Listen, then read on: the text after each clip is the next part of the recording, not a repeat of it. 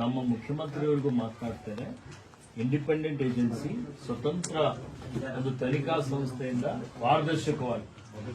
ಪಾರದರ್ಶಕವಾಗಿ ನಿಷ್ಪಕ್ಷಪಾತವಾಗಿ ತನಿಖೆ ಮಾಡಬೇಕು. ತನಿಖೆಯಲ್ಲಿ ಯಾರು ತಪ್ಪಿತಸ್ಥರಿದ್ದಾರೆ ಅವ್ರ ಮೇಲೆ ಕ್ರಮ ತೆಗೆದುಕೊಳ್ಳಬೇಕು ಅಂತ ಹೇಳಿ ನಾನು ಸನ್ಮಾನ್ಯ ಮುಖ್ಯಮಂತ್ರಿಯವರಿಗೂ ಈಗಾಗಲೇ ಹೇಳಿದ್ದೆ. ಸರಿತಾ? ಇವತ್ತು ಸರ್ಕಾರ ನಿಮ್ಮ ಜೊತೆಲಿದೆ.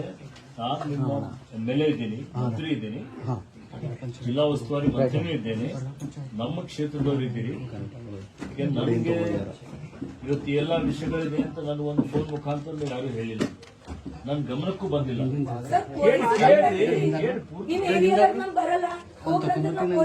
ಅದು ಪೊಲೀಸರು ತಪ್ಪಿದೆ. ಅದು ಹೇಳಿಕೆ ತಗೊಂಡಾರೆ, ನಿಮ್ಮ ಹೇಳಿಕೆ ತಗೊಂಡು ಹೊರತುಪಡಿಸಿನೂ ಬೇಕಾಗಿನೇ ಇವತ್ತು ಇಲ್ಲಿಗೆ ಬಂದಿದ್ದೇನೆ.